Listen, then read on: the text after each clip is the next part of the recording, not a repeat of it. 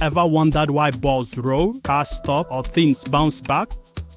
Let's explore Newton's laws of motion. First law: objects at rest stay at rest. An object in motion stay in motion unless something like grass says, "Hey ball, not so fast." Lazy ball didn't move till I told it to. That's inertia. Objects just minding their own business. Second law: the harder you push or the lighter the load, the faster it moves. Okay, that jerry can isn't going anywhere. More mass equal more muscle. That's science flex. Third law: for every action, there is an equal and opposite reaction. I threw it forward and the wall threw it back. Exactly.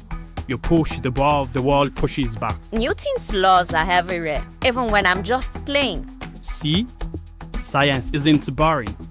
It's how the world moves.